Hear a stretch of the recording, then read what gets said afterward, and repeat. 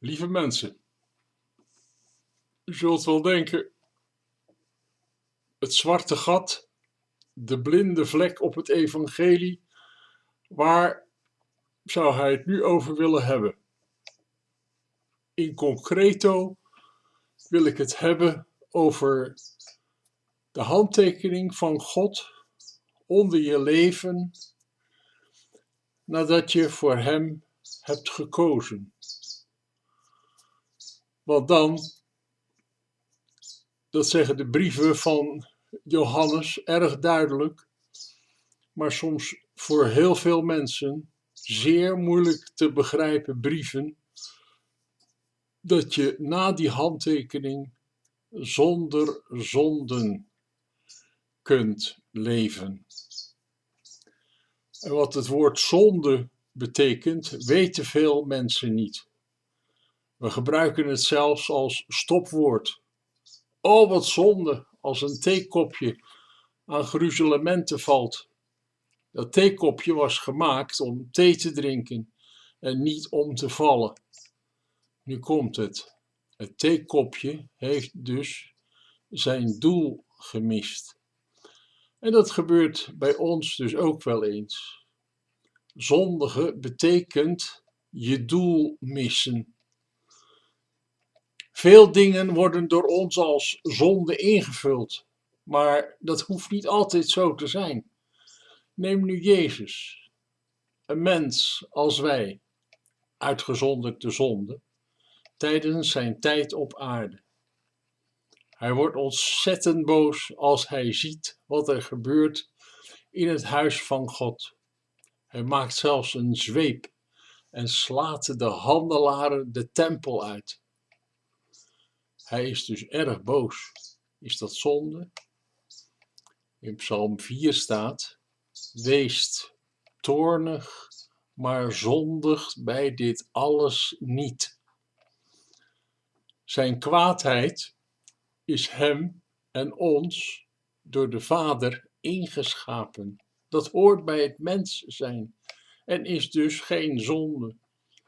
Zo zijn er meer zaken die wij als zonde bestempelen, maar gewoon natuurlijke uitingen zijn.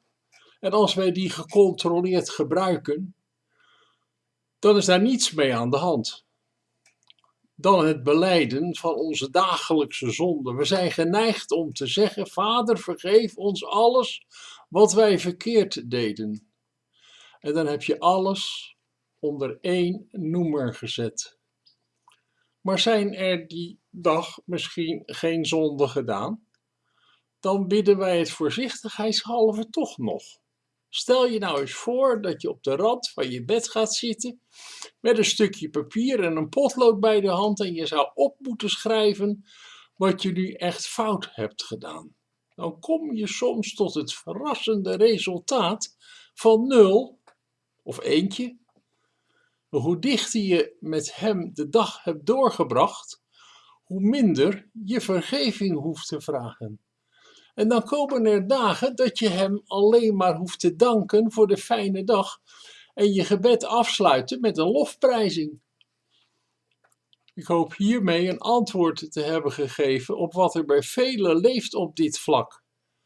Heeft u overigens mijn video gebedsbelemmeringen beluisterd, die ik ook op deze site heb gezet? Daar staan voorbeelden in hoe wij door onoplettendheid en onbewust tot zonde komen. En dat is voor veel christenen een eye-opener geworden. En zijn daardoor anders gaan leven en veel dichter bij God gekomen. Ik zal in dit praatje met u bewust in wat herhalingen vallen, omdat het zo belangrijk is dat wij goed begrijpen wat ons verkeerd is ingeprent. Wat bedoelt de Bijbel nu precies met: en ieder die uit God geboren is, doet geen zonde, want het zaad Gods blijft in hem. En hij kan niet zondigen, want hij is uit God geboren. Dat staat in 1 Johannes 3, vers 9. Brieven, beschreven in de brieven van Johannes aan de gemeente in Azië. Hier krijgt iedereen de hik, omdat de voorganger je heel wat anders heeft bijgebracht. En dan gaat Johannes verder met te zeggen: hieraan zijn de kinderen Gods en de kinderen des duivels kenbaar. En ieder die de rechtvaardigheid niet doet, is niet uit God, evenmin als wie zijn broeder niet lief heeft. Dat kunt u nalezen in 1 Johannes 3 vers 10. En de evangeliepredikers van deze wereld hebben daar maar weinig of geen plaats aan gegeven voor ons dagelijks leven. We moeten ermee, gezien de zwakke houding van onszelf, want we noemen onszelf graag zondaren en dan verwijzen wij naar diezelfde boeken van Johannes waar staat: indien wij zeggen dat we niet gezondigd hebben, maken we hem tot de leugenaar en zijn woord is in ons niet. Hier ontstaat nu de begripsverwarring. Hier is een schijnbare contradictie te lezen in deze brieven van Johannes. Tegen wie heeft Johannes het? Hij schrijft aan de gemeente in zijn totaliteit. Daar zijn mensen die al christen zijn. En er lopen humanisten rond en New Age figuren die van zichzelf zeggen dat ze niet gezondigd hebben en derhalve ook geen vergeving nodig hebben. En Johannes gaat dan ook verder in het hoofdstuk 2 met: mijn kinderkens, en nou praat hij dus tot de wedergeborenen, tot de christenen: dit schrijf ik u, opdat gij niet tot zonde komt. Johannes geeft dus al aan dat die mogelijkheid bestaat. Niet tot zonde komen. We halen deze teksten door elkaar heen en daardoor ontstaat verwarring in de gemeente Gods van vandaag. Jezus zegt als hij iemand die 36 jaar lang ziek op bed heeft gelegen en genezen heeft: ga heen en zondig niet. Ja, u hoort het goed, zondig niet weer. Opdat u niet iets ergers overkomen. Denk je dat deze man nog heeft gezondigd? Ik denk het niet. Want als je werkelijk een ontmoeting hebt gehad met Jezus, wedergeboren en gedoopt bent door onderdompeling, dan is de behoefte om te zondigen weggenomen. Die onderdompeling is de handtekening van God dat hij je gereinigd heeft door je geloof in Yeshua, Jezus, zijn zoon. Het betekent niet dat je niet kunt zondigen, maar dat je het niet doet. Omdat je met Jezus wandelt en hem volgt en vasthoudt. Zou Jezus een bevel geven? Ja, een bevel. Ga heen, wat een mens niet kan volbrengen. Nu gaan we weer even terug naar die brieven van Johannes. Als iets verdraaid wordt in het evangelie, is het hier in dit boek wel.